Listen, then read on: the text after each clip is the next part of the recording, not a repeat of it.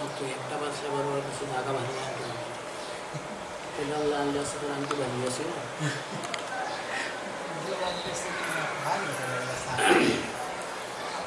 समर्थ सद्गुरू श्री शिवगिरी महाराजांच्या चरणाला वंदन करून आज 22व्या अध्यायाच्या माध्यमातून आज बाबांना आपण वंदन करणार आहोत. 21व्या अध्यायापर्यंत आपल्या थोडासा डोक्याला ताण द्यावा लागत होता असा विषय समजावून घेण्यासाठी. 22वा अध्याय अतिशय सोपा आहे. हा फक्त कथारूपच आहे. सुरुवातीला बाबांची स्तुती केलेली आहे, पण इतर अध्यायात नसलेला भाग सद्गुरू या शाबा याच्याविषयीचा ह्या अध्यायाच्या सुरुवातीला बाबांनी गोवलेला आहे, म्हणजे ग्रंथकर्त्यांनी गोवलेला आहे. तो असा आहे की सद्गुरूंना आपण गुरु माऊली असं म्हणतो. काय म्हणतो? गुरु हे असतात खरे पुरुष, आणि माऊली म्हटल्यानंतर आपल्याला आठवण येते कोणाची? आईची, म्हणजे स्त्रीची. मग पुरुष आई कसा होऊ शकेल ते ह्या अध्यायामध्ये समजावून सांगितलेलं आहे. काय असते? आई मुलाला जन्म देते, म्हणजे काय करते की 9 महिने 9 दिवस आपल्या उदरामध्ये सांभाळल्यानंतर मग ती आपल्या उदरातून त्या मुलाला बाहेर काढते, आणि बाहेर काढल्यानंतर त्याचं पालनपोषण करणं वगैरे वगैरे हा जो भाग आहे तो जर सोडला तर तसा तिचा आणि मुलाचा जास्त संबंध नसतो. मग त्याने स्वतःच्या पायावर हळूहळू उभं राहायचं असते, शिक्षण घ्यायचं, नोकरी करायची, संसार थाटायचा, बायको करायची, बाकी संसार विसार प्रपंच करायचा, हे सगळी गोष्ट करायची असतात, आणि त्याला स्वतःच्या पायावर हे करावं लागतं. बरोबर आहे? पण जे भाग्यवान लोक आहेत ना, जे गुरूंना शरण जातात, त्यांच्या बाबतीमध्ये मात्र वेगळा प्रकार होतो.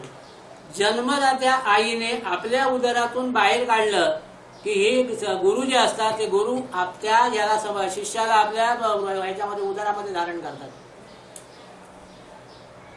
आणि गुरु माऊलीच्या गर्भामध्ये जे असतात सगळे शिष्य. आपण सगळ्या इथे बसलेल्या ज्या माता त्यांना सर्वांना आपल्याला अनुभव आहे. एखादी बाई गर्भवती राहिली की काय काळजी घेते? ती घेते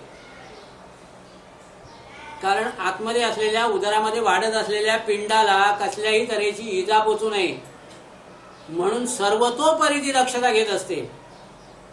सगळ्या प्रकारची काळजी घेते. ती घेतेच. पण घरातली माणसं असतात ती सुद्धा काय म्हणतात? बाईची नाहल्या दिवसाची आहे, जास्त त्रास घेऊ नको.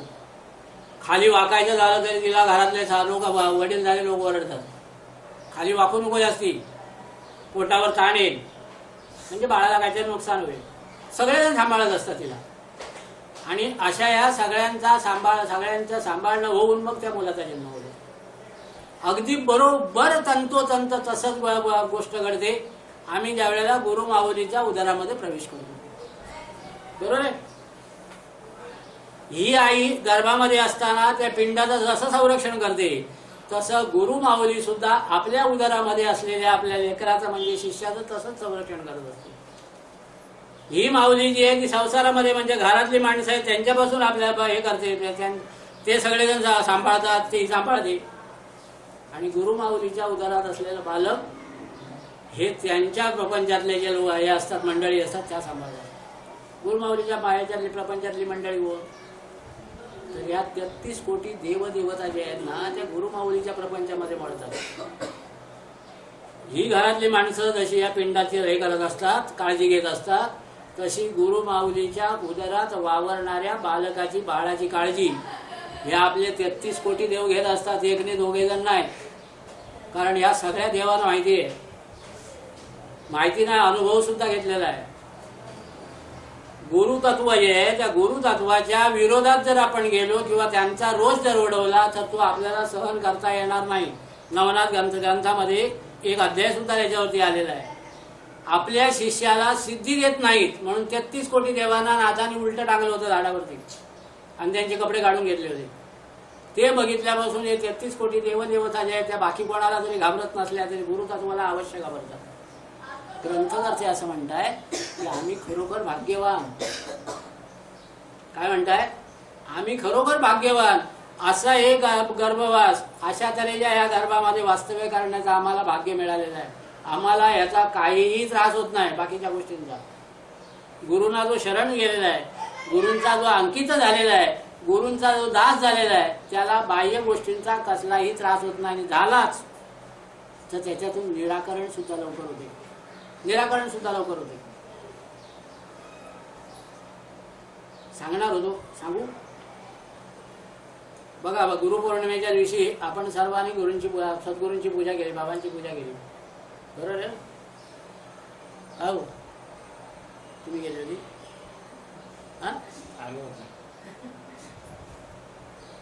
ह्या दोघांनी सुद्धा केली. आणि ती गुरुपौर्णिमेची पूजा झाल्यानंतर यांच्या वडिलांची तब्येत इतकी बिघडली होती, मी नाही सांगत आहे माझ्या तोंडाने,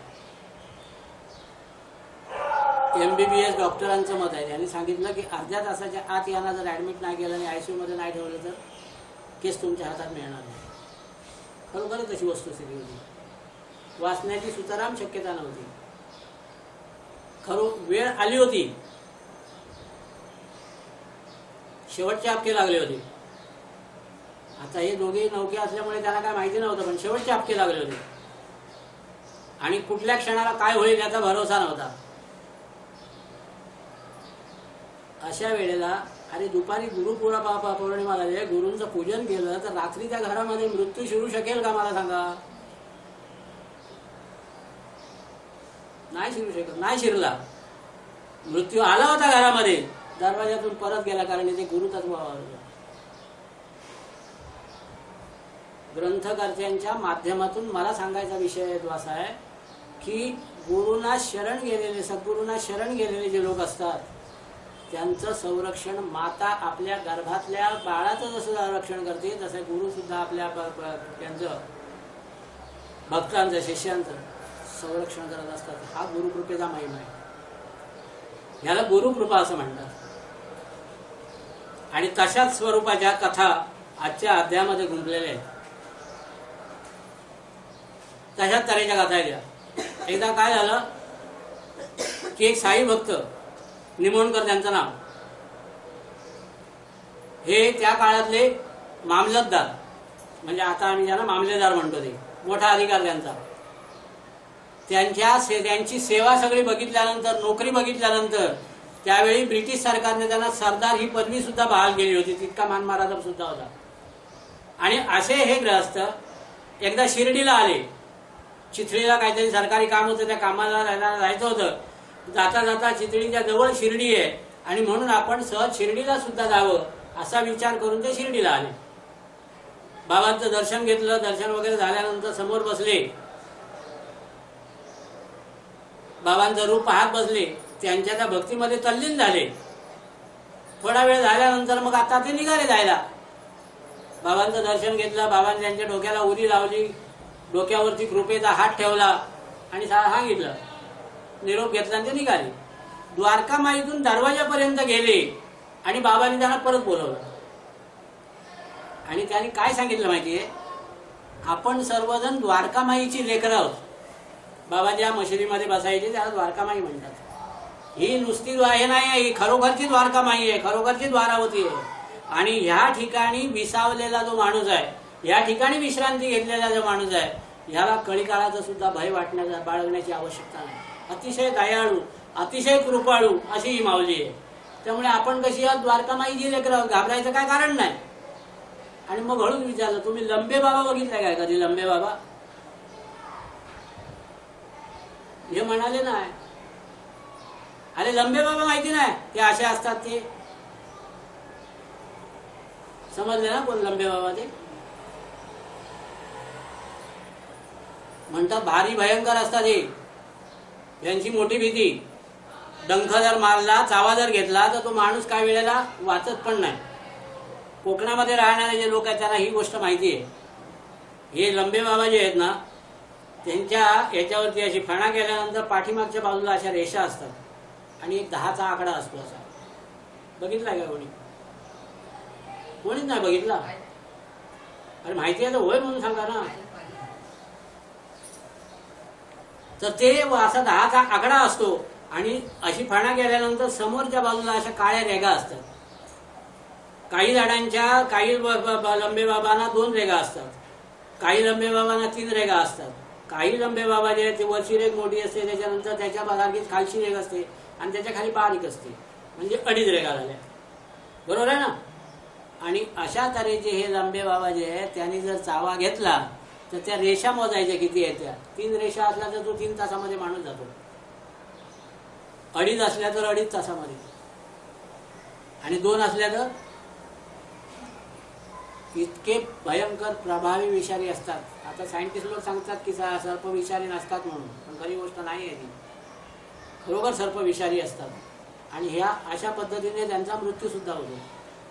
बाबा सांगतायत चित्रयांना निमोणकरांना की तुम्हाला घाबरण्या मिरीकर चित्रकरांची आहे नाही, निमोणकरांना मिरीकर, तुम्हाला घाबरण्याची आवश्यकता नाही. तुम्ही द्वारकामाईची लेकरात, आपण कशाला लंबे बाबांना घाबरायचं, ते आले असतील त्या मार्गाने जातील, तुम्हाला काय घाबरायची आवश्यकता नाही. मिरीकरांना समजे ना बाबा काय बोलतायत ते, कुठले लंबे बाबा, कुठे येणार आहेत, काय करणार आहेत, काय माहिती नाही. त्याने नमस्कार केला, मान हलवली ढोलवली. आपल्याला सुद्धा काही वेळेला आपला बावळटपणा लाडा हे करायला दाखवायला बरं नाही वाटत, बरोबर ना. मागे गेल्या महिन्यात एक सत्संग झाला शिवलकरांच्या इथे, तिथे मी काही प्रश्न विचारले, सगळ्यांना माहिती होते पण उत्तर द्यायला कोण तयार नाही. ते संपल्यानंतर मग सांगतात हे माहिती होतं आम्हाला, मग सांगितलं का नाही, तर मग आमची तेर चालाल तुम्ही चुकलं म्हणून सांगत नाही लोक. त्याची ह्यानी सुद्धा मिरीकरांनी सुद्धा मान हलवली, नमस्कार केला आणि जातो म्हणून जायला निघाले. तेवढ्यात बाबा म्हणाले, बाजूला श्यामराव देशपांडे बसले होते, माधवराव देशपांडे. त्या माधवराव देशपांडेना बाबा श्यामा असं म्हणायचे. माधवराव देशपांडेना बघून बाबा म्हणाले, श्यामा तू पण जा ना त्यांच्याबरोबर, जरा चितळीला जा, तिकडचा एक फेरफाटका मारून ये, मौज मजा करा, मजा येईल तिथे गेला असतं, आणि तिकडून परत ये. माधवराव देशपांडे म्हणजे गुरुभक्तीचं एक उत्कृष्ट उदाहरण. तसे काकासाहेब दीक्षितही होते, पण माधवराव देशपांडे म्हणजे गुरुभक्तीचं उत्कृष्ट उदाहरण. बाबांना अरे तुरे जरी म्हटले, बाबांबरोबर भांडले, तरी सुद्धा बाबांची आज्ञा ही वेदाज्ञा समजून ते पाळायचे. बाबांनी जेव्हा सांगितलं तू सुद्धा चितळीला जा, तिकडची सफर करून ये, हे ताबडतोब धावत त्या यांच्याजवळ गेले, मिरीकरांजवळ. मिरीकरांना सांगितलं जरा थांबा, बाबांनी मला सुद्धा तुमच्या बरोबर यायला सांगितलंय, तुमच्या टांग्यातून मला सुद्धा चितळीला घेऊन चला. फक्त घरी जातो, काहीतरी चादर बिदर घेतो, कपडे घेतो आणि लगेच येतो टांग्यामध्ये, तोपर्यंत तुम्ही पुढे. मिरीकर म्हणताय की चितळीला येऊन तुम्ही काय करणार एवढ्याला, काय तिथे बघ काहीतरी तमाशा आहे. कारण हल्ली बघायला काय आवडते आपल्याला, तमाशा. आस्था चॅनल आपण कधी बघणार नाही, बरोबर की नाही. पण प्रहारचा हा असला उत्सव तर आज होता. ते ढंगा करून कसे ते सगळे अख्खे शरीराचे असलेले नसलेले जे हे असतात अवयव, ते हलवून जे नाचतात ना, ते बघायला आपल्याला आवडले. आस्था चॅनलवरची प्रवचनं कोण ऐकणार. मिरीकर काय म्हणतायत, कशाला येत आहे तुम्ही उगा तितक्या लांब, तिथे काय तमाशा नाही, काय नाच गाणं नाही, कुठला उत्सव नाही, काय नाही, कशासाठी येत आहे. माधवराव देशपांडेंनी सांगितलं, मला बाबांनी सांगितलं यायला, नको म्हणतात तुम्ही त्रास घेऊ नका, तुम्ही थांबा. ताबडतोब माधवराव देशपांडे बाबांजवळ आले आणि बाबांना सांगितलं, बाबा मिरीकर सांगतायत की तुम्ही येण्याची आवश्यकता नाही, मी एकटाच जातो. बाबा म्हणाले जातोय तर जाऊ दे, ठीक आहे, मी काय करू. तेवढ्यात मिरीकरांच्या डोक्यामध्ये विषय आला की बाबांनी ज्या अर्थी सांगितलं आहे बरोबर यायला, त्या अर्थी त्याच्या पाठीमागे काहीतरी कारण असणार, आपण त्यांना उगाच विरोध केला. ते पुन्हा माधवराव देशपांडेंना म्हणाले, बरं येता येतं चला. माधवराव परत म्हणतात कसं, मी आता ना असा नाही येणार. बाबांकडून न जायची परवानगी जशी घेतली होती तशी न जायची सुद्धा परवानगी घेतली. बाबांनी सांगितलं नाही गेला तरी चालेल म्हणून. आता परत जर यायचं झालं तर बाबांचीच परवानगी घ्यायला पाहिजे. थांबा जरा 5 मिनिटं. ते परत बाबांजवळ गेले आणि बाबांना म्हणाले की मिरीकर म्हणतात चला माझ्याबरोबर, जाऊ का. बाबांनी उत्तर बघा काय दिलं. बाबा सांगतायत आता तू बोलवतोय तर जा. काय आहे, ही द्वारकामाई जी आहे ना, ती द्वारकामाई आपल्या लेकरांना सांभाळते, पण तिच्याकडून हे जे सांगितलं जाते, तिच्याकडून ज्या आज्ञा होतात, तिच्याकडून ज्या सूचना मिळतात, त्याचं पालन करणाऱ्यांनाच द्वारकामाई सांभाळते. पालन करत जर नसतील, ऐकत नसतील, तर ती द्वारकामाई काय करणार बिचारी, बरोबर आहे की नाही. आपल्याला जीवनात जगताना अशा बरेच हे बंधन आहेत, काही गोष्टी आहेत, त्या जर पाळल्या तर आम्ही सुखी जीवन जगू शकतो. पण त्या पाळल्या नाही तर नाही पाळल्या. आता हे नवीन आजार फोफावलाय, त्याचं नाव डायबिटीस. काय नाव? का होतो डायबिटीस हा? डायबिटीस होण्याची कारणं काय आहेत? तर त्याला दोन कारण आहेत. एक, आपण हे घेतलेलं अन्न ह्याचं जर योग्य प्रमाणामध्ये नीट पचन नाही झालं तर त्याच्या बऱ्याच प्रक्रिया आहेत, त्या मी सांगत नाही, तो का आजचा विषय नाही. तर ते अन्न पचन नाही झालं तर अतिरिक्त साखर आपल्या शरीरामध्ये वाढते, त्याला आपण डायबिटीस असं म्हणतो. हे एक कारण आहे. दुसरं कारण असं आहे, अन्न पचन न व्हायला काही गोष्टी कारणीभूत आहेत. त्याच्यातली सगळ्यात महत्वाची गोष्ट म्हणजे टेन्शन. डॉक्टर जवळ गेलो आपण, आपल्याला समजलं की मला डायबिटीस आहे, तर डॉक्टर पहिला प्रश्न विचारतो, टेन्शन कशाचं आहे? बरोबर आहे ना? आता हे कोणी घ्यायला सांगितलं हो? न पचण्या इतकं अन्न आपण का खायचं? सगळ्यांच्या माहितीसाठी सांगतो, आपल्याला संपूर्ण 24 तासामध्ये आपल्या शरीराचं भरण पोषण व्हावं म्हणून फक्त 100 ग्रॅम अन्नाची आवश्यकता आहे. किती? 100 ग्रॅम अन्न जर आपल्या उदरामध्ये गेलं तर त्याने आपल्या शरीराचं भरण पोषण नीट राहते, आरोग्य सुद्धा चांगलं राहते. पण रविवारचा दिवस असला तर 100 ग्रॅमवर आपण आटपू.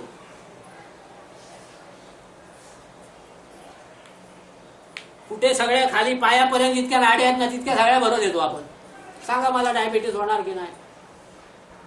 बाबा सांगतायत, द्वारकामाईने दिलेल्या सूचना जे आहेत त्या सूचना पाळणाऱ्यांचं रक्षण द्वारकामाई करते. तिच्या सूचना जे पाळत नाही त्याचं नाही करत. बरं, आता तू बोलवतोय ना तुला, तर जा त्याच्याबरोबर आणि मजा करूया. पळत्या फळाची आज्ञा घेतली. माधवराव देशपांडे आणि मेरीकर दोघे टांग्यात बसले, चिथळीला आले. चिथळीला आले होते कशासाठी? सरकारी कामासाठी. पण तिथे आल्यानंतर त्यांच्या लक्षात असं आलं की जे सरकारी अधिकारी तिथे येणार होते कसली पाहणी करायला, ते अधिकारी त्या दिवशी आलेच नाही. त्यामुळे त्यांचा मुक्काम होता तो मुक्काम वाढला, मुक्काम करावा लागला त्याला. आता मुक्कामाला जागा जी होती त्याला गावातल्या लोकांनी दिली, ती गावामध्ये एक हे होतं मारुतीचं मंदिर. त्या मारुतीच्या मंदिरात त्यांची उतरण्याची व्यवस्था केली. मारुती मंदिरात उतरले, कंदील आणून ठेवला आणि त्या कंदिलाच्या प्रकाशामध्ये तिथे अंथरूण टाकलं आणि त्या अंथरुणावरती आता झोपायचं.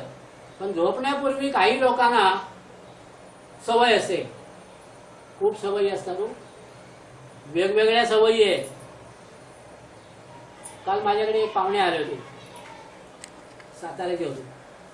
सवयी काय असतात त्यांना इथून दुसरीकडे जायचं होतं, म्हणजे जुन्या पनवेलला कशाला जायचं होतं. तर जाताना लोक काय करतात, म्हणजे बायका असतील तर काय करतात, केस विंचरतात, पावडर लावतात, टेकडी वगैरे लावतात, जरा घारशामध्ये 5-6 वेळा बघतात, निघून जातात. बरोबर आहे ना? ह्या बाईने काय करावं, तिच्या ह्याच्यामध्ये पिशवीमध्ये एक डबी होती, ती डबी काढली आणि त्या डबीमध्ये काळी मिसरी होती, ती काढली आणि ती पहिल्यांदा भरली तोंडामध्ये इकडे तिकडे. आणि ती मिसरी भरून तयार झाल्यानंतर म्हणते चला आता जाऊया. काय याला म्हणतात? सवय. काही लोकांना पाणी प्यायची सवय असते झोपताना. काही लोकांना काहीतरी वाचत बसायचं, वाचता वाचता मग झोप आली तर आली. बरोबर आहे ना? ह्या अशा वेगवेगळ्या सवयी गेलेल्या. आम्ही कसले आहोत? सवयीचे गुलाम आहोत. सद्गुरूंचे गुलाम नाही, सवयीचे गुलाम. तसं ह्या मेरीकरांना सुद्धा पेपर वाचण्याची सवय होती. आपल्यामध्ये एक साधक आहे, तो साधक सकाळी 2 नंबरला जर गेला ना तर जाताना बरोबर वर्तमानपत्र घेऊन जातो, पेपर, आणि तिथे बसून पेपर वाचणार. तर त्याला घेऊन बाकीच्या पुढची विधी करता येणार, नाहीतर येणार नाही. त्याला पेपर पाहिजेच, पेपराशिवाय होतच नाही. काही लोकांना तंबाखूची हे भरायची सवय असते. अशा ह्या सवयी आहेत सगळ्या. तसा मेरीकरांना झोपच यायची नाही काहीतरी वाचल्याशिवाय. तर तिथे बाजूला एक वर्तमानपत्राचा हे पडला होता, कागद पडला होता, तो घेतला आणि त्या कंदिलाच्या उजेडामध्ये तो वाचत असताना त्यांचं मन त्या ह्याच्यामध्ये तिथल्या मजकुरामध्ये बातमीमध्ये गुंतलं. चांगली बातमी होती आणि अगदी मन लावून ते हे करत होते, वाचत होते. एवढ्यात त्यांच्या बाजूला कुठेतरी काहीतरी असं सळसळ त्याचा आवाज आला. मेरीकरांचं लक्ष नव्हतं, पूर्ण एकाग्र झाले होते पेपर वाचणं, त्यांचं काय लक्ष नव्हतं. पण त्यांचा जो पट्टेवाला होता म्हणजे शिपाई, त्याला काहीतरी आवाज आला कसली तरी हे ऐकायला आले, चावू लागली. म्हणून त्याने वाकून बघितलं आणि वाकून बघितलं तर त्यांच्या लक्षात आलं की मिरीकर जिथे बसले होते त्याच्या बाजूला खरोखरचे लंबे बाबा असं वेटोळ घालून बसले होते.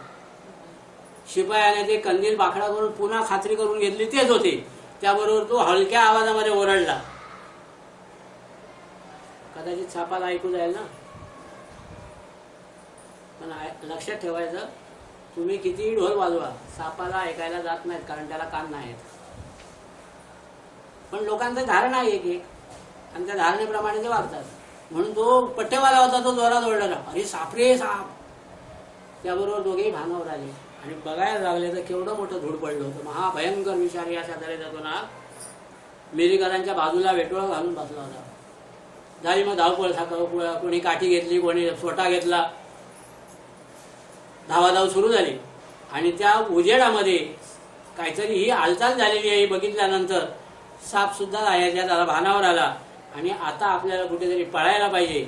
म्हणून तो पळण्याच्या तयारीत असताना त्याच्यावर धडाधड सोट्यांचे आघात झाले आणि सोट्यांचे आघात होऊन त्याने आपलं हे प्राण होते ते सोडले. संकट टळल्यानंतर मिरीकर विचार करता येतो. संकट टळलं आणि मिरीकरांच्या डोक्यामध्ये विचार आला, डोळ्यातून अश्रू व्हायला लागले आणि म्हणायला लागले, केवढी गुरुमाऊली आमची दयाळू. मी इथे चिथळेला येणार, मारुतीच्या मंदिरामध्ये झोपणार आणि तिथे माझ्या बाजूला सर्प येणार. ही गोष्ट द्वारकामाईमध्ये असताना बाबांना समजली होती आणि माझं संरक्षण व्हावं, माझं रक्षण व्हावं म्हणून माझ्या बरोबर बाबांनी माधवराव देशपांडेला सुद्धा पाठवलं. आज ते जर आले नसते तर कुठल्या प्रसंगाला सामोरं जावं लागलं असतं आम्हाला. अध्याय कशावर चाललाय? आई जशी आपल्या बाळाला, पिंडाच्या पोटात असलेल्या बाळाला ज्याप्रमाणे आई सांभाळ करते त्याप्रमाणे आपली गुरुमाऊली आपल्या भक्तांचं संरक्षण करत असते. हे आहे म्हणून हा गुरुमहिमा, म्हणून गुरुना माऊली म्हटलेला आहे. असा आणखी एक कथाभाग घडला. नानासाहेब डेंगळे नावाचे एक ग्रस्त, मोठे माझे सिद्ध आहे ज्योतिषी. ज्योतिषशास्त्रामध्ये अनेक भाग आहेत, त्याच्यातला सगळ्यात महत्वाचे 2 भाग आहेत. एक आपली जन्मकुंडली आणि दुसरी एक कुंडली असते, त्या कुंडलीचं नाव आहे प्रश्नकुंडली. कुंडलीची खासियत अशी आहे की प्रश्नकुंडली मांडली तर ज्या क्षणाला तिची प्रश्नकुंडली असेल त्या क्षणाला त्या परिसरामध्ये काय काय घडणार आहेत त्याचं बारीक सारीक सगळ्या गोष्टीचं प्रदर्शन, दिग्दर्शन ती प्रश्नकुंडली करत असते. ते नानासाहेब डेंगळे एकदा शिर्डीला आले आणि शिर्डीला आलेले असताना काकासाहेब दीक्षित म्हणजे त्यावेळेचे श्रीमंत, अतिशय श्रीमंत माणूस, त्यांना नवकोट नारायण असं म्हणायचे. म्हणजे काय माहितीये का नवकोट नारायण? आताच्या काळात नाही, बाबांच्या वावरत होते त्या काळामध्ये ज्याच्याजवळ 9 कोटीची मालमत्ता आहे त्याला काय म्हणायचं? नारायण. म्हणजे तो देवाचा अवतार झाला, कृष्णाचा अवतार झाला, नारायणाचा अवतार झाला, म्हणून त्याला नाव होतं नवकोट नारायण. बरोबर? हे ऐकून ठेवा नीट. आता मला सांगा किती कोटी एका डोळ्यात. पेपर जर रोज उघडला ना, रोजचा पेपर बघा, 100 कोटी, 1000 कोटी, 10,000 कोटीचा हे भ्रष्टाचार, इतक्या कोटींचा भ्रष्टाचार. 9 कोटी असले तर काय होतो? नारायण. मग इतके कोटी असले तर काय होता? समजा 100 कोटीचा भ्रष्टाचार झाला असेल तर त्याला काय म्हणणार आपण? काय म्हणायला पाहिजे? साधी गोष्ट आहे, भ्रष्टा नारायण. हा 9 कोट असतो तो नारायण आणि त्याच्यावरती गेला काय? भ्रष्टा नारायण. नारायण पण तो भ्रष्ट झालेला नारायण, आपला खरा नारायण नाही. तर त्यावेळेचे हे काय काकासाहेब दीक्षित त्या काळातले हे एकदम श्रीमंत माणूस, 9 कोट नारायण. त्यांच्याकडे हे नानासाहेब डेंगळे आले होते आणि नानासाहेब डेंगळेने त्या दिवशी प्रश्नकुंडली मांडली आणि नानांना सांगितलं, नानासाहेब दीक्षित नाही, हे बुट्टी श्रीमंत बुट्टी, ज्यांनी बाबांचं हे बांधलं, मंदिर बांधलं. ते नावं काय वेळेला आठवत नाही मला. या बुट्टीनं सांगितलं की आज तुम्हाला अतिशय सावधानतेने वागायला हवं. जीवावरचं संकट तुमच्या याच्यावरती जीवनात येणार आहे, आयुष्यात येणार आहे आणि तुम्हाला खूप काळजी घ्यायला पाहिजे. काही वेळेला ह्या येणाऱ्या यांचं संकटाची जर अगोदर चाहूल लागली तर आपल्याला कळते की आपण काहीतरी काळजी घ्यायला पाहिजे म्हणून. याने सांगितलं तुमच्यावरती मोठं संकट येणार आहे आणि तुम्हाला आजचा दिवस अतिशय जपून राहायला पाहिजे. आणि नानासाहेब डेंगळेंच्या याचं भाकिताचं अनुभव या बुट्टीना अनेक वेळेला आलं होतं आणि म्हणून बुट्टी दिवसभर काळजीमध्ये. काय संकट येणार आहे कोणाला माहिती, काय करायचं ह्याच्यात काय माहिती. बरं नानाने काय सांगितलं पण नाही काय करायला पाहिजे, काय करायचं, कसं संकट टाळणार आहे. ह्या विवंचनेमध्ये असताना संध्याकाळी 4 वाजले होते. बाबांच्या द्वारकामाईमध्ये 2 वेळा बाबांचा दरबार भरायचा. एकदा सकाळी 10 वाजता आणि एकदा दुपारी 2:30च्या पुढे. 2:30 वाजता बाबा विश्रांती घेऊन उठायचे आणि मग भक्त एक एक यायचे. 4 वाजता दरबार पूर्ण भरलेला असायचा. कोण रे? 4 वाजता दरबार पूर्ण भरलेला असायचा आणि त्यावेळेला सगळेजण येऊन बसले होते. श्रीमंत बापूसाहेब बुट्टी सुद्धा त्या याच्यामध्ये दरबारामध्ये आले. त्यांनी द्वारकामाईमधून आतमध्ये प्रवेश केला बुट्टी. त्याबरोबर बाबांनी याला बघितलं बुट्टीना आणि बाबा म्हणतात बुट्टीना काय म्हणतो काका हा नाना तुम्हाला मारायला टाकलाय काय बोलले बाबा? हा नाना तुम्हाला मारायला टाकलाय काय? तू सांग त्याला काय घाबरायचं नाही, आम्ही द्वारकामाईची लेकरं आहोत, मार बघूया कसा मारतोस ते. हे बाबांचे शब्द आहेत, मार बघूया कसा मारतोस ते. बुट्टीना थोडंसं हायसं वाटलं पण बाबा काय बोलतायत, नाना काय म्हणाले काही कळलं नाही. फक्त संकट येणार आहे एवढं माहिती. बाबा काय बोलले, मार बघूया कसा मारतोस. म्हणजे संकट आलं तरी सुद्धा तुला घाबरण्याची आवश्यकता नाही हे बाबांनी सुचवलेलं. इतक्याच गोष्टी समजल्या. पण संकट काय येणार आहे, संकट कुठून येणार आहे, कसं येणार आहे काय माहिती नाही. गोंधळलेल्या मनस्थितीत होता. आणि रात्रीची वेळ झाली. आता जशी मी सवय सांगितल्या सवयी काही, तशी काही लोकांना आणखी एक सवय असते. रात्री बिछाण्यात झोपायला जाताना काही लोकांना 2 नंबरला जायची सवय असते. 2 नंबरला म्हणजे कळते ना. तसं बुट्टी रात्रीची वेळ झाली, जेवण बिवून सगळं झालं, सगळं हे बाकीचे उद्योग होते ते सगळे आटपले आणि आटपल्यानंतर बुट्टी 2 नंबरला जायला निघाली. आता हे करतो आपण बाहेर हे बटन असेल ते बटन असं चालू करतो आणि मग 2 नंबरमध्ये जातो. त्यावेळेला बटन नव्हती, त्यावेळेला सगळा टेंब्यावरती कारभार चालायचा. बुट्टीने बारका टेंबा घेतला आणि 2 नंबरमध्ये जायला निघाले. तो टेंबा घेतला, 2 नंबरचा दरवाजा उघडला आणि दरवाजा उघडल्याने आतमध्ये बघितलं तर तिथे सुद्धा दुसरे लंबे बाबा. त्यांची धावपळ झाली. आता काय करायचं, ते सुद्धा तशाच ओरडले आणि ओरडल्यानंतर ते श्रीमंत होते त्यामुळे त्यांच्याकडे नोकर चाकर बरेच होते. ते नोकर चाकर सगळे धावत आले, त्या याला बघितलं आणि सगळ्यांनी त्याला हे करून धडाधड फटके मारून त्याला शांती देऊन टाकली. श्रीमंत बुट्टीना यांचं नानासाहेब डेंगळेंनी सांगितलेलं संकट कळलं आणि बाबांनी सांगितलेलं काय कसा मारतो ते बघूया, सांग तू काय घाबरू नको, मी द्वारकामाईचा लेकरू आहे. ह्याचा अर्थ सुद्धा कळला. श्रीमंत बुट्टीने तिथूनच बाबांना हात जोडले आणि बाबांच्या ह्या उपकारांचे आभार मानले. आज लंबे बाबांचाच हे सगळं आपण ऐकणार आहोत कथाभाग. असाच एक प्रकार घडला होता. काकासाहेब दीक्षित, आता काकासाहेब दीक्षित बरोबर बोललो. काकासाहेब दीक्षितांना बाबांनी साधना दिली होती. आपल्या परिवारातल्या लोकांना सुद्धा साधना मिळालेली आहे, बाबांकडूनच मिळाली आहे, बाबांनीच दिलेली साधना आहे. ते आपण करत नाही, सगळेच जण करतो. जाऊ दे, आज कंटाळा आला. मला एक साधं काय सांगतो माहितीये, कधीतरी कंटाळा आला ना, पण साधना नाही चुकवत आहे मी. 11 वेळा दत्तांबाई बीज मंत्राचा जप करतो. केवढे मोठे दत्तांवरती उपकार, बरोबर ना. तसं बाबाने काकासाहेब दीक्षिताला साधना दिली होती. काय साधना दिली होती?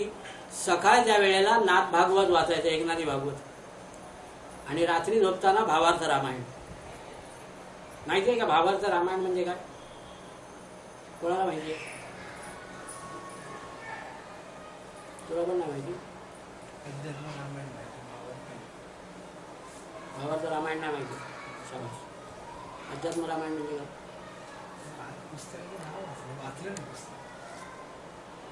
काय आहे? वाल्मिकी ऋषीने नारदांचा अनुग्रह झाल्यानंतर रामनामाचा जप केला आणि रामनामाचा जप केल्यानंतर त्यांना दिव्य ज्ञान प्राप्त झालं आणि त्या दिव्य ज्ञानाच्या आधाराने त्यांनी रामायण लिहिलं. त्या रामायणाला काय म्हणतात माहिती आहे का? भविष्य रामायण. त्यावेळेला रामाचा अवतार झाला नव्हता. रामाच्या अवताराच्या आधी रामायण लिहिलं. नामाचा महिमा बघा किती मोठा आहे. रामाचं जन्म व्हायच्या अगोदर, अवतार व्हायच्या अगोदर त्यांनी रामायण लिहिलं आणि नंतर भगवंताने रामावतार घेतला आणि वाल्मिकीने ज्याप्रमाणे लिहून ठेवलंय त्याप्रमाणे सगळं आपलं चरित्र गेलं. तशा तऱ्हेने ते जगले, तशा तऱ्हेने वावरले. त्यांनी सांगितला होता त्याच्यातल्या ओवीचा एक अक्षर सुद्धा प्रभू रामचंद्राने चुकवला नाही. भक्तांच्या आधी नाहीत भगवंत. त्याप्रमाणेच ते आपल्या याच्यामध्ये वाढले. म्हणून वाल्मिकी ऋषीने लिहिलेलं जे रामायण त्याला म्हणतात भविष्य रामायण. त्याला काय म्हणायचं? भविष्य रामायण. त्याच्यानंतर काय आलं? रामायण लिहिलं आणि रामायण लिहिल्यानंतर मग त्या रामायणाच्या वरती टीका केली. टीका म्हणजे वाईट अर्थाने नाही, चांगल्या अर्थाने.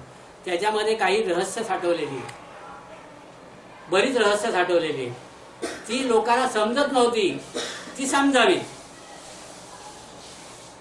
म्हणजे काय? काही वेळेला आपल्याला खरंच काही गोष्टी कळत नाही. खरंच काही गोष्टी कळत नाही. आपण शंकराची आरती म्हणतो, बरोबर आहे ना? त्या शंकराच्या आरतीमध्ये एक ओळ आहे, शतकोटीचे बीज वाचे उच्चारी रघुकुळ टिळक राम दासा अंतरी. म्हणतो ना अशी आरती. सांगा बघू याचा अर्थ काय आहे? अल्लाह जाणे. सगळेजण म्हणतात म्हणून आपण पण म्हणायचं. काय म्हणतोय त्याचा आपल्याला काय पत्ता नाही. तर त्याचा हे असं आहे की याने वाल्मिकी ऋषीने जे रामायण लिहिलं भविष्य रामायण, त्याचे 100 कोटी श्लोक होते. किती होते? नीट लक्षात ठेवाय. आपण हिंदू आहोत, आपल्याला ह्या आपल्या धर्मग्रंथाबद्दल माहिती असली पाहिजे. 100 कोटी श्लोक होते. हे 100 कोटी श्लोक ज्या वेळेला लिहून तयार झाले त्यावेळेला स्वर्गातले देवदेवता ज्या होत्या त्या सगळ्या खाली धावत आल्याने वाल्मिकी ऋषींना सांगायला लागले की हा आमच्या देवतेवरती लिहिलेला ग्रंथ आहे, तत्वज्ञान आहे, हे स्वर्गातच असलं पाहिजे, इथे मृत्यूलोकामध्ये चालणार नाही. त्याबरोबर मृत्यूलोकातले लोक भडकले. मृत्यूलोकातल्या लोकांनी सांगितलं असेल तुमचा स्वर्गातला देव, पण लिहिलंय कोणी? मृत्यूलोकातल्या माणसाने. त्यामुळे ह्याच्यावरती तुम्ही अधिकार सांगितला तरी सुद्धा तुम्हाला हे मिळणार नाही, आम्ही देणार नाही. पाताळातले लोक सुद्धा सांगितले तुम्ही नुसती दोघांनी भांडणं करू नका, याच्यावर आमचाही अधिकार आहे, कारण आमचं पाताळ खाली आहे म्हणून तुमचा स्वर्ग आणि मृत्यूवरती आहे, म्हणून याच्यावर आमचाही अधिकार आहे. हे आमच्याकडेच असलं पाहिजे. आम्ही जर आधार दिला नाही तर तुम्ही कुठे राहणार? त्यामुळे आमचा अधिकार आहे याच्यावर, आम्हाला पाहिजे. झाली मग तिघांची भांडणं जोरात. तिघांची भांडणं जोरात सुरू झाल्यानंतर तिन्ही याच्यातले शिष्टमंडळ, मृत्यू लोकातलं, पाताळ लोकातलं आणि स्वर्ग लोकातलं, एक एक शिष्टमंडळ तयार केलं आणि ते जाऊन यांना भेटले राज्यपालांना, म्हणजे भगवान शंकराला. आणि त्याने सांगितलं की अशा तऱ्हेचा आमच्यामध्ये वाद निर्माण झालेला आहे. प्रभू रामचंद्र हे देव आहेत, स्वर्गातले लोक सांगतात, त्यामुळे त्यांच्यावर आमचा अधिकार आहे, आम्हाला मिळालं पाहिजे. शंकराने म्हटलं हो बरोबर आहे, मृत्यू लोकातले लोक सांगतात, पण ते लिहिलंय आम्ही ना, ह्याचे मालक कोण आहोत? आम्ही. भगवान शंकर म्हणतात हो बरोबर आहे, तुमचंही बरोबर आहे. पाताळातले लोक सांगायला लागले की आम्ही खाली आहोत म्हणून हे वरती 2 लोक आहेत, आम्ही जर खाली नसतो तर यांना आधार कोणी दिला असता, म्हणून ह्या सगळ्याचा आधार कोण आहे? आम्ही. त्यामुळे हे मिळालं पाहिजे कोणाला? आम्हाला. भगवान शंकर म्हणतात बरोबर. त्यांनाही कळेल आता काय करायचं ते, म्हणून मग त्यांनी सुवर्ण मध्य शोधून काढला. तो सुवर्ण मध्य असा होता की त्या रामायणाचे 100 कोटी जे श्लोक होते त्याचं विभाजन केलं, 3 भाग केले. प्रत्येक भाग किती याचा झाला श्लोकांचा? 33 लाख. 33 लाख झाला. 33 लाख 33 लाख नाही 33 लाख किती झाले 99 लाख. आणि रामायण किती श्लोकांचं आहे 100 कोटी. मग 1 लाख शिल्लक राहिले काय करायचं. भगवान शंकर तसे उत्तम बाबा हे म्हणजे खरे समाजवादी. मग त्यांनी त्या 1 लाख जे श्लोक उरले त्या 1 लाखाची पुन्हा 3 भागात विभागणी केली. किती झाली 33,000 33,000 33,000. पहिले 33 लाख 33,000. शिल्लक किती राहिले 1,000. 1,000 ची पुन्हा हे गेली बाबा 3 भागात विभागणी केली. एक भाग कितीचा झाला त्याच्यातला 3300 3,300 बरोबर 99,000. 1,000 शिल्लक राहिले. 1,000 की 999 झाले. शिल्लक किती राहिले 100 बरोबर आहे ना. शंकर त्याच्यामध्ये सुद्धा आहे भाग कपला त्याचेही भाग गेले 33 33 33 शब्द किती. तो एक श्लोक जो शिल्लक राहिला त्याला अक्षर होती 100 त्याचे 33 भाग गेले. त्या शब्दांचे हे ते 3 भाग केल्यानंतर किती झाले 33 33 33 सगळ्यांच्या वाट्याला आले बरोबर. झाले किती 99. तरी सुद्धा एक शब्द शिल्लक राहिला. आता हा कोणाला द्यायचा असा प्रश्न आला. भगवान शंकराने सगळ्यांना सांगितलं 3 लोकांना तुमच्यासाठी मी एवढी माहे गेली परिश्रम घेतले. तुम्हाला 33 लाख 33,000 3300 33 या ह्याच्यामध्ये हे विभागून दिले ते तुम्ही आपापल्या ठिकाणी घेऊन जा आणि त्या ठिकाणी त्याचं हे करा. आणि हा एक शब्द राहिलाय ती इतकी मेहनत मी घेतली तर तो मला नको काय म्हणून तो एक शब्द जो राहिलाय तो मला द्या. तो एक शब्द काय होता माहिती आहे का राम श्रीराम.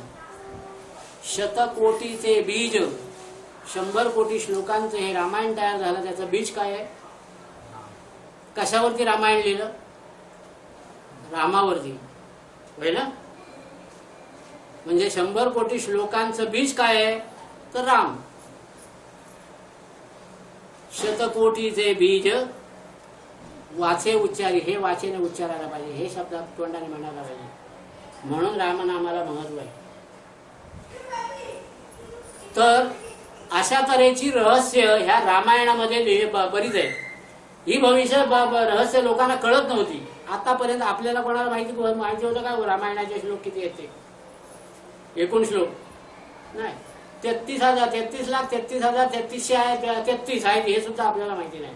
कारण आपण रामायण कधी उडून बघितलंच नाही ना. काय करतं घेणं घेणं त्याला. या एका नामाने ह्या 2 अक्षरी नामाने भगवान शंकरांनी समुद्र मंथनातून तयार झालेलं जे हलाहल होतं ते हलाहल पचवण्यासाठी खूप प्रयत्न केले पण ते हलाहल पचवत नव्हतं आणि पचत नव्हतं. म्हणून त्यांनी ही राम ही नावाची ही 2 अक्षरे जी आहेत आपल्या कंठामध्ये धारण केली त्यांचं विष उतरलं. तर हे रहस्य ज्याच्यामध्ये समजावून सांगितलेलं आहे त्या ग्रंथाला म्हणतात उत्तर रामायण. म्हणजे रामायण झालं आणि त्याच्यानंतर उत्तर रामायणाची निर्मिती केली आणि ही तुलसीदासाने केली. संत तुलसीदासाने उत्तर रामायण लिहिलं. त्याच्यातला एक कथाभाग सांगतो लय मजेशीर भाग आहे. ते उत्तर रामायण लिहिताना सगळ्या गोष्टी अगदी हे करत होते नीट वर्णन करून सांगत लिहित होते. आणि एक ह्याच्यामध्ये रामायणाच्या बाबतीमध्ये एक गोष्ट लक्षात ठेवायची.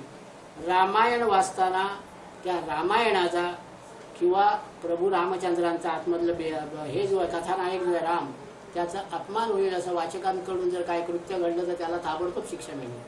ताबडतोब शिक्षा मिळेल. 2 उदाहरणं सांगतो. हे भावार्थ रामायण एकदा वाचत होतो मी आणि वाचताना ते असं समोर समोर बसून असे चौरंग बिवरंग मांडून वाचायचं का त्याला गद्यामध्ये लिहिलं होतं म्हणून ते वाचत होतो. वाचताना मस्तपैकी असा आडवा झाला होतो. डोकीला लोड घेतलेला टेकून कारण डोकं थोडं वर राहायला पाहिजे म्हणून पोटावर रामायण ठेवलं होतं आणि मी वाचत होतो. आणि वाचता वाचता मला डुलकी लागली. डुलकी लागली आणि माझ्या हातातला रामायण जो ग्रंथ होता तो माझ्या याच्यावरती छातीवर आडवा पडला आणि मी झोपी गेलो. झोपेत झोप आलेली असताना कोणतरी एक मोठा अवाढव्य असा माणूस माझ्या स्वप्नामध्ये आला आणि त्याने फाटकन माझ्या कानपटाची मारली जोरात. त्याबरोबर धडधडून झालो मी. आणि नंतर कोणीतरी सांगितलेली गोष्ट माझ्या लक्षात आली की रामायणाचा अपमान म्हणजे प्रभू रामचंद्रांचा अपमान आहे. तो मारुती कधी सहन करत नाही. तो शकायचा हे देतोच देतो शिक्षा देतोच देतो. असा आणखी एक प्रकार घडला होता माझ्या आजोळी. माझ्या आजोळी श्रावण महिन्यामध्ये वेगवेगळे ग्रंथ लावायचे माझे आजोबा. आणि असा श्रावण महिन्यामध्ये एकदा ग्रंथ लावला होता रामविजय. रामविजय ग्रंथ एक माणूस वाचत होता आणि दुसरा माणूस अर्थ समजावून सांगत होता, निरूपण करत होता. ते काम माझे आजोबा करायचे, पण त्या दिवशी केलं नाही. त्याचं कारण असं, बाजूच्या गावामध्ये काहीतरी तंटा झाला होता आणि त्या तंटाच्या वेळेला आजोबा माझ्या तिकडे गेले आणि त्यांना थोडीशी घ्यायची सवय होती. तिकडे गेले, ते काही बैठक झाली, ती संपली आणि त्याच्यानंतर थोडीशी घेतलेली घरी आली. रात्री 9 वाजता नेहमीप्रमाणे रामविजय ग्रंथाचं वाचन सुरू झालं आणि वाचन सुरू असताना तो ग्रंथ वाचक जो होता तो वाचायला लागला. वाचताना काहीतरी त्याची चूक झाली, शब्द चुकला. आजोबा माझे इतके हुशार होते की ग्रंथ वाचणारा जर चुकला तर ते लांबून सांगायचे, हा शब्द असा नाही, असा वाच, असा वाचायला पाहिजे. त्यांनी जरी ही घेतलेली असली तरी सुद्धा त्या वाचकाची चूक झाली आहे त्यांच्या लक्षात आलं आणि त्यांनी सांगितलं, दादा असा नाही, असा शब्द आहे, तो वाच. आणि पूर्वीचे लोक म्हणजे हट्टी एक नंबर. तो माझ्या आजोबांना सांगतो, वाचतोय कोण, मी काय तू? मी वाचतोय तेच बरोबर आहे, तू वाचतोय ते चुकीचं आहे. हे बघितल्यानंतर आजोबा माझे त्यांना राग आला आणि ते लांब बसले होते.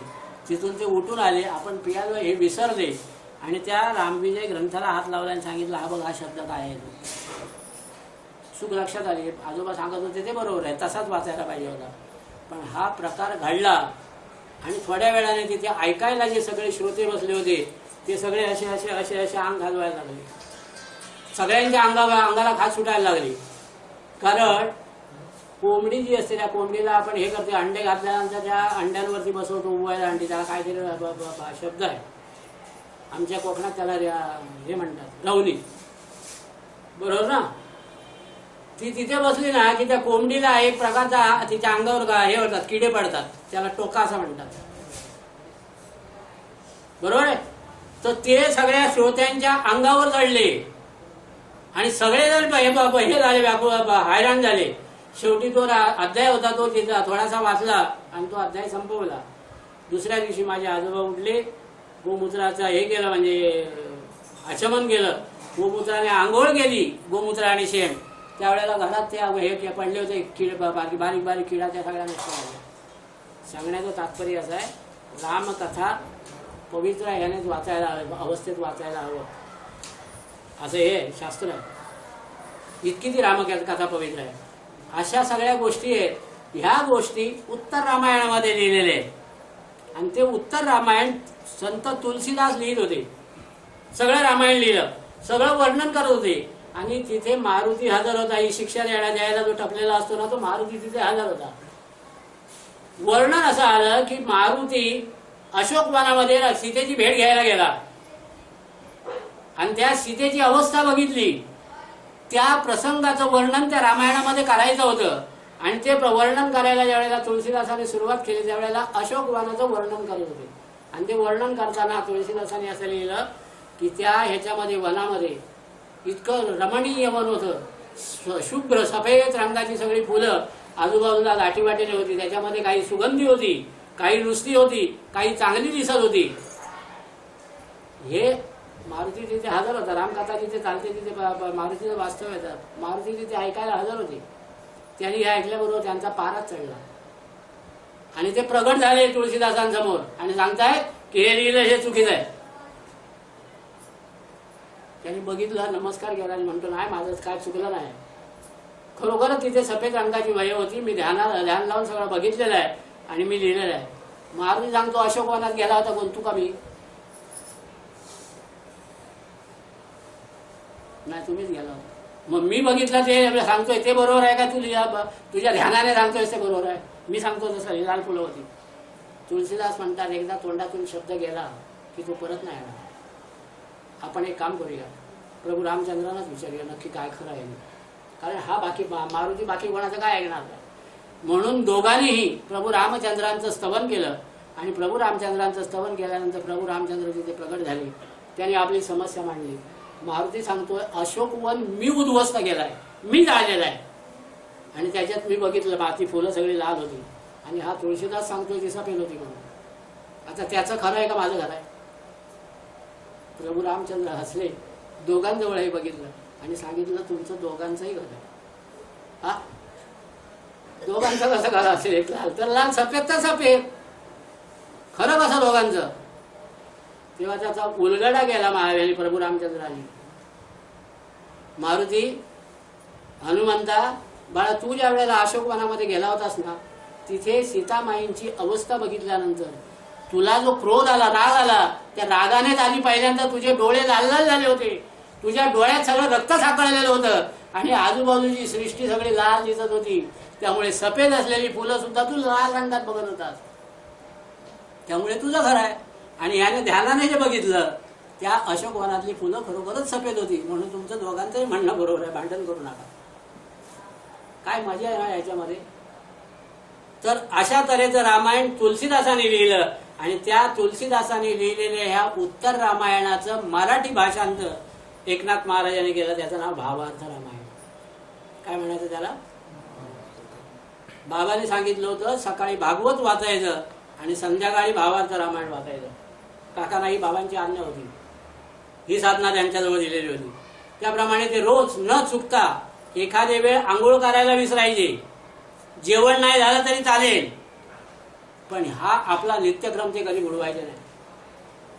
ह्या ग्रंथाचे ग्रंथकर्ते असं म्हणतायत की ह्या गोष्टीचा लाभ खरा मला सुद्धा झाला. ते ज्या वेळेला रामायण आणि ह्याच्यावरती भागवतावरती वाचन आणि निरूपण करायचे त्यावेळेला मी सुद्धा त्यांच्याजवळ जायचो. असेच एकदा सकाळचं हे झालं म्हणजे भागवत वाचून झालं आणि संध्याकाळी रामायणावरती कथा चालू होती आणि ती कथा ऐकायला आम्ही सगळेजण तिथे बसलो होतो, गेलो होतो.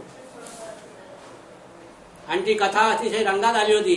आम्ही तन्मयतेने ऐकत होतो, एकाग्र मनाने ऐकत होतो.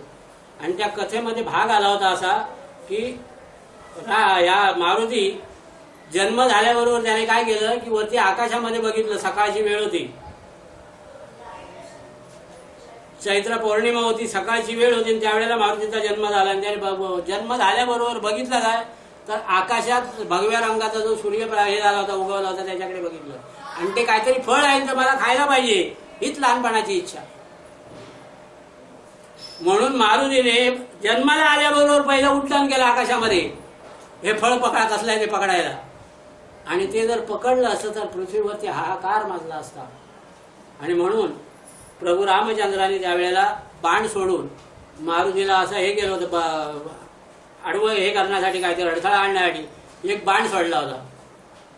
तो बाण मारुतीच्या अंगावरून असं चालत गेला आणि जाता जाता त्या बाण बघितला असेल चित्रात, खरा बाण आपण बघितला नाही.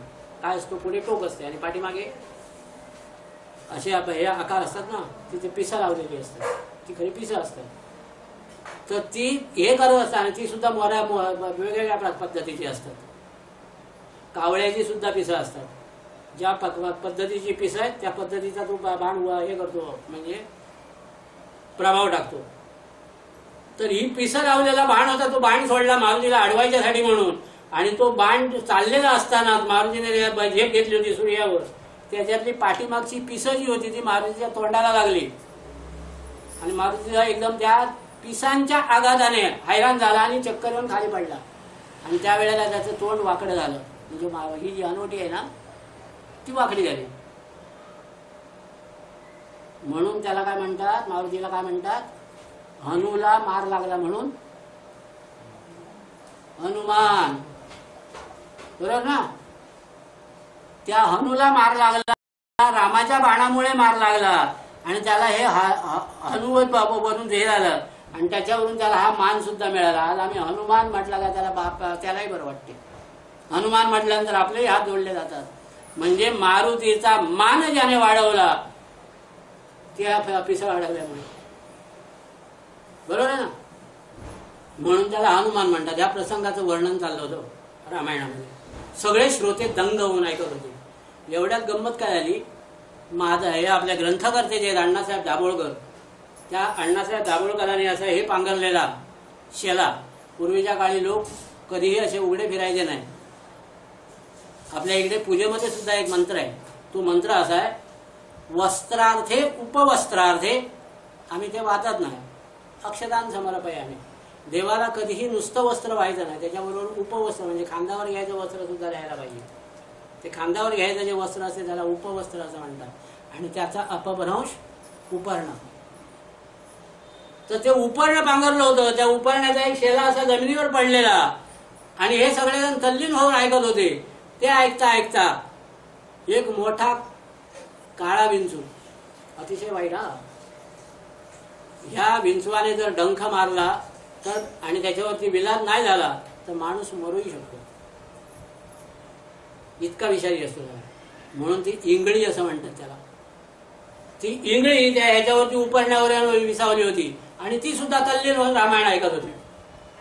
आता जर समजा हे अण्णा थोडेसे हल्ले असते आणि त्या विंचवाने डंख मारला असता, काय झालं असतं? बरोबर आहे ना? केवढा मोठा जीवावरचा प्रसंग होता. पण हेच म्हणतात, अण्णाच असं म्हणतायत, रामकथा जी आहे ना, त्या रामकथेचं हे वैशिष्ट्य आहे की जिथे रामकथा चालली असेल तिथे विघ्न येत नाही. आणि त्यामुळे अण्णांचं लक्ष गेलं आणि अण्णा मनातल्या मनात चमकले, अरे बापरे, माझे केवढं मोठं संकट. त्याने अलगद आपल्या खांद्यावरचं उपरणं बाजूला काढलं आणि तो विंचू जो होता त्या विंचूला त्या उपरण्यामध्ये असं गुंडाळलं, कारण बाकीच्या श्रोत्यांचा मनोभंग करायला नको म्हणून अण्णाने त्या विंचवाला त्या याच्यातच गुंडाळलं आणि ते उपरणं बाहेर घेऊन गेले आणि असं लांबपर्यंत पसरलं. विंचू त्या याच्यावरून उपरण्यावरून निघून गेला. अण्णाने त्याला मारलं नाही. का मारलं नाही माहिती? अण्णा सुद्धा भक्ती मार्गातले होते आणि तुकाराम महाराजांचा एक अभंग त्यांना माहिती होता. काय माहिती अभंग होता? जे जे दिसे भूत ते ते मानावे भगवंत, हा भक्ती योग निश्चित दान माझा. ज्ञानेश्वरामध्ये ज्ञानेश्वरीमध्ये सुद्धा भक्तियोगाचं लक्षण देताना हा श्लोक सांगितलेला आहे. जे जे दिसे भूत म्हणजे ज्यांच्यामध्ये चलन वलन करण्याची शक्ती आहे, ह्या सगळ्यांना काय समजायचं? जे जे दिसे भूत ते ते मानावे भगवंत. काय आहे त्याच्यामध्ये? भगवंत आहे. म्हणून ह्यांना मारायचं नाही. हा माझा भक्तियोग आहे असं संत ज्ञानेश्वर महाराज म्हणतायत. पण काय आहे, माणसं अडाणी असतात हो. आता इथे ह्यांचं उदाहरण घ्या, अण्णांचं. अण्णाने तो विंचू बघितला असता आणि ज्ञानेश्वर महाराजांचा हा भक्तियोग त्याने आचरणात आणला असता. जे जे दिसे भूत ते ते मानावे भगवंत असं म्हणून अण्णा जर असं बोलले असते, काय भाग्यवान मी, माझ्या उपरण्यामध्ये भगवंत, ये बाळा बस. काय झालं असतं अण्णांचं? समोर वाघ दिसला, अरे वा वा वा वा, भगवंताचं मोठं दर्शन झालं आपल्याला असं म्हणून आपण त्या वाघाच्या गळ्यात मिठी मारली तर काय होईल? आम्ही भगवंताच्या उदरात सामावून जाऊ. बरोबर आहे ना? हे ज्या वेळेला रामदास स्वामींच्या लक्षात आलं तेव्हा रामदास स्वामींनी आपल्या दासबोधामध्ये भक्तांना सावध केलेलं आहे. ते म्हणाले असं, जे जे दिसे भूत ते ते मानावे भगवंत, विंचू सर्प नारायण दुरुनी वंदावे.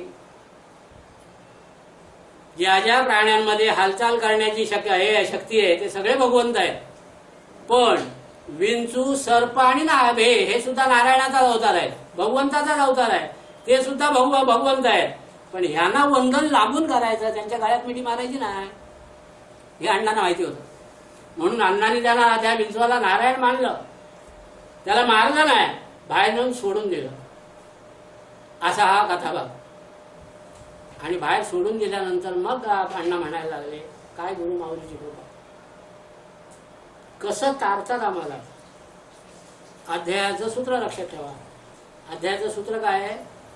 गुरु माऊली आपल्या भक्तांना आई जशी लेकराला आपल्या उदरामध्ये सांभाळते तसं भक्तांना सांभाळत असते.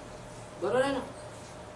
तिसरी शेवटची कथा सांगतो म्हणण्यापेक्षा ह्याच्यात आली बोलतो आणि मग आपल्या याला हे करूया, विराम जाऊया. चालेल ना? का लवकर जायचं आहे कोणाला?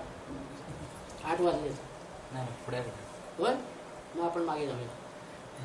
तर दुसरी जी कथा आहे ती अमीर शक्कर नावाच्या ग्रहस्थांची कथा आहे. हे अमीर शक्कर कसाई समाजामध्ये जन्माला आले. पण ते कसाई जरी असले तरी कसाईचा हे नाही करायचे, कर्म नाही करायचे, दलालीचा व्यवहार करायचे. आणि दलालीचा व्यवहार करत असल्यामुळे मोठे श्रीमंत. पण त्यांना वातव्याधी आढळली. वाताचे अनेक प्रकार आहेत. काही लोकांचे पाय दुखतात, सांधे दुखतात, होय ना? काही लोकांच्या पायाला सूज येते, आतमध्ये येते, बरोबर ना? काही लोकांना जास्त वेळ एका जागेवर बसता येत नाही, त्याला संधिवाताचं म्हणतात. आता हा संधिवाताचं रूपांतर नंतर ह्याच्यामध्ये होते. जुना झाला की तो आमवातामध्ये त्याचं परावर्तन होते, आणि आमवातामध्ये परावर्तित झाला की माणसाला उठायलाही जमत नाही, बसायलाही जमत, त्याला म्हणतात आमवात. होतो कशाने हा आजार होतो, कशाने माहिती आहे का? डायबिटीसचं मगाशी जे कारण सांगितलं तेच. आपण जेवलेलं अन्न, खाल्लेलं अन्न जे आहे, त्या अन्नाचं जर पचन नीट नाही झालं तर जठरामध्ये वायू तयार होतो, आणि हा वायू आपल्या शरीराच्या ह्याच्यामध्ये, शरीरामध्ये असंख्य वायुवाहिन्या आहेत, असंख्य वायुवाहिन्या आहेत. आपण जो श्वास घेतो तो श्वास या वायुवाहिन्या लागतो, याच्या अगदी पायाच्या नखापर्यंत पोहोचवत असतात. तर ह्या वायुवाहिन्या जे आहेत त्या वायुवाहिन्यांमध्ये हा जठरामध्ये तयार झालेला वायू आहे, जो आतमध्ये शिरकाव करतो, सगळ्या शरीराचा ताबा घेतो, आणि तो वायू शरीरात शिरला की मग आपल्या ह्या गुडघे दुखायला लागतात, सांधे दुखायला लागतात, डोकं दुखायला लागते, वेगवेगळे प्रकार होतात. आणि तो त्या ठिकाणी साचून राहिला की त्याला म्हणतात आमवात. बरोबर आहे ना? असा हा आमवात. तर ह्या आमवाताने त्रस्त असलेला हा अमीर शक्कर सगळे उपाय करून थकला, आणि सगळे उपाय करून थकल्यानंतर मग त्याने ठरवलं की आता काय करायला पाहिजे. हे काय आपलं सूत्र काय, अध्यायाचं आजचं सूत्र काय? आईच्या उदरामध्ये असलेल्या बाळाला आई जसं सांभाळते तसे गुरु माऊली आपल्या मुलाला सांभाळते. हे सूत्र आहे, काय लक्षात ठेवायचं. बरोबर आहे ना? मला वाटते स्त्रिया ज्या वेळेला गर्भवती राहतात त्यावेळेला काही महिने गेल्यानंतर, किती महिने उलट्या होतात त्या? हा, 3रा महिना लागला की बायकांना उलट्या व्हायला लागतात. झाल्याबरोबर सुरू होतात, उलट्या होतात. बरं, ते नेहमीच नाही होत, त्याचे सुद्धा प्रकार आहेत. काही लोकांना तुपाचा वास घेतल्यानंतर उलटी होते, काही लोकांना मच्छीचा वास घेतल्यानंतर उलटी होते. बरोबर आहे ना? असंच आहे ना? आणि त्याच्यावरून काही बाकीचं ठरवतात ते मूल होणार आहे ते कसा होणार ते. तर बाबाने सुद्धा या अमीर शक्कर ज्या वेळेला त्याने आपल्या उदरात धारण केलं तेव्हा बाबाने उलट्या झाल्या होत्या. खरोखरच्या नाही, त्यावेळेला त्यांचं पोट फुगलेलं होतं, म्हणून अमीर शक्करला याचा वाताचा त्रास व्हायला लागला. आणि अमीर शक्करने शेवटी मग आपली हे दाखवायला, लक्षणं दाखवायला सुरुवात केली त्या बाबांच्या उलट्या. आणि म्हणजे तो बाबांजवळ आला आणि बाबांना सांगायला लागला, बाबा ह्या वातव्याधीने मी हैराण झालोय, काहीतरी उपाय करा. बाबांचे उपायच विचित्र असायचे. बघितलं त्याच्याजवळ, बाबांनी सांगितलं जा चावडीवर जाऊन झोप, तिथे स्वस्त बसून राहते, तू बाहेर जायचं नाही. अमीर शक्करने ठरवलं आता बाबांची आज्ञा आहे म्हणजे देवाची आज्ञा ती पाळलीच पाहिजे. अमीर शक्कर हा श्रीमंत माणूस, त्याने जर ठरवलं असतं तर तिथल्या कुठल्या तरी एखाद्या चांगल्याशा हॉटेलमध्ये 5 स्टार त्या हॉटेलमध्ये रूम घेऊन तिथे राहायचं तर तो राहू शकला असता. पण बाबांचं 5 स्टार वेगळं. बाबांनी सांगितलं काय, चावडीवर जाऊन बाव्या गप्प बस. आता काय करता बोलता येत नव्हतं, ते आले चावडीवर. चावडीवरची गेल्याने बघितलं त्या चावडीची अवस्था काय होती. आता चावडीला मस्तपैकी फरशी बिरशी केली आहे, बायकांना वेगळी जागा, पुरुषांना वेगळी जागा, असा सगळा प्रकार आहे. अमीर शक्कर ज्या वेळेला गेला त्यावेळेला तिथे सारवाईची जमीन होती, आणि त्या जमिनीला ठिकठिकाणी खड्डे पडलेले. चावडीचे 3 भाग होते. एका भागामध्ये बाबा 1 दिवसाआड झोपायचे, दुसऱ्या भागामध्ये तिथे असलेले गरीब भिकारी वगैरे असे लोक झोपायचे, आणि तिसऱ्या भागामध्ये जनावर म्हणजे गाई, कोंबडी, कुत्रे हे सगळे एका भागामध्ये. 3 भागांमध्ये असे 3 प्रकारची लोक असायची. आणि अमीर शक्कर आतमध्ये गेला आणि त्याने बघितलं सगळीकडे खड्डे पडलेले, जमिनीला ओल आलेली आहे. वाताच्या माणसाने ओल आलेल्या जागेमध्ये जो झोपला तर काय होईल, वात कमी होईल का वाढेल. अमीर शक्करने बघितलं आणि म्हणतो अरे काय ही परिस्थिती आहे, इथे मला बाबांनी राहायला सांगितलंय, निदान माझ्या आजाराचा तरी विचार करायचा होता, पण करतो काय आता, बाबांची आज्ञा राहायला पाहिजे. राहायला गेली, काहीही कुरबुरी केली नाही, तिथेच राहिला. 92 दिवस त्या ठिकाणी त्यांचं वास्तव्य होतं. हे बाबांनी त्याला कशासाठी ठेवलं होतं, आपल्यापासून लांब ठेवलं होतं. पण आपल्यापासून लांब ठेवलं होतं हे लोकांच्या दृष्टीने ते लांब होते, पण बाबांच्या दृष्टीने अतिशय जवळ घेतलं होतं त्यांनी बाबांना. कारण बाबा सकाळी उठले की हे करायचे, दिशावंदन करायचे. म्हणजे काय करायचे, त्या ह्याच्या चावडीच्या समोर येऊन उभे राहायचे, प्रत्येक दिशेला नमस्कार करायचे. असा आम्ही जसा रस्त्यात साईबाबांचं मंदिर मिळालं काय म्हणतो ना, मी तर ह्याला म्हणतो कपाळावर हात मारून घेणं. कुठली बाई इथे आलो नाही भेटले, तसं 10 दिशाला वळून दिशावंदन करायचे. ते चावडीच्या समोर उभं राहून करायचे. अरुण शक्कर आतमध्ये, अमीर शक्कर आतमध्ये बसलेला असायचा, त्याला बाबांचं दर्शन व्हायचं. दुपारी भिक्षा मागायला जायचे. भिक्षा मागून झाल्यानंतर आता जी चावडी आहे त्या चावडीच्या समोर कॉर्नर आहे असा, तिथे आता एक दुकान झालेलं आहे. त्या दुकानावर तिथे मोठी अशी हंडी ठेवलेली असायची. त्या हंडीमध्ये सगळी भिक्षा आणून ठेवायची. म्हणजे दुपारची भिक्षा मागून आल्यानंतर बाबा तिथे यायचे. अमीर शक्करला दुसऱ्यांचं दर्शन व्हायचं. रात्रीच्या वेळेला सुद्धा तसेच चावडी समोर येऊन पुन्हा 10 दिशाला वंदन करायचे. तिसऱ्या वेळेला अमीर शक्करला दर्शन व्हायचं बाबांचं. म्हणजे त्रिकाळ दर्शनाचा लाभ चावडीवरती त्याला आपोआप होत होता. आणखी एक गोष्ट आपण साई सच्चरित्रामध्ये ऐकलेली आहे, ती आपण विसरलोय, बरोबर ना. ती गोष्ट अशी आहे की बाबा एक दिवस आड चावडीवरती झोपायचे. एक दिवस द्वारकामाईमध्ये आणि एक दिवस चावडीवर.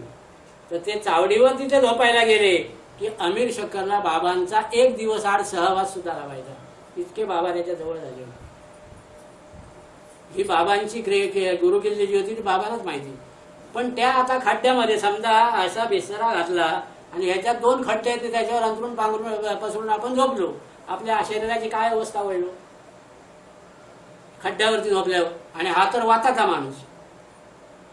पण बाबांच्या आज्ञेसमोर नतमस्तक झाला. 92 दिवस त्या ठिकाणी काढले त्याने. आणि 92 दिवस झाल्यानंतर त्याने ठरवलं आता किती दिवस आणखी झोपू असा. आता आपण इथून निघालेलं बरं.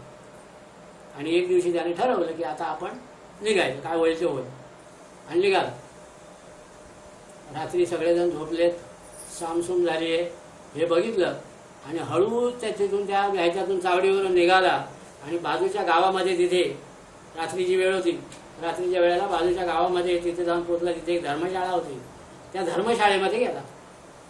त्या धर्मशाळेमध्ये एक मुसलमान ग्रहस्थ अत्यावस्थ अवस्थेमध्ये होता. अमीर शक्करची चाहूल लागल्यानंतर त्या याने मुसलमान ग्रहस्थाने अमीर शक्करला सांगितलं, घोटभर पाणी पाजतो का. अमीर शक्कर तसा चांगला होता, चांगल्या हृदयाचा. त्याने पाणी आणलं आणि त्याच्या पाण्याचा एक घोट त्या ह्याला मुसलमान म्हातारा जो होता त्याला पाजलं. ते पाण्याचा घोट त्याच्या शरीराच्यातून घशातून खाली गेला आणि म्हातारा अटकला. याने बघितलं हा हालचाल काय नाही झालं, म्हणून हलवून बघितलं, लाकूड अंग गार पडलेलं.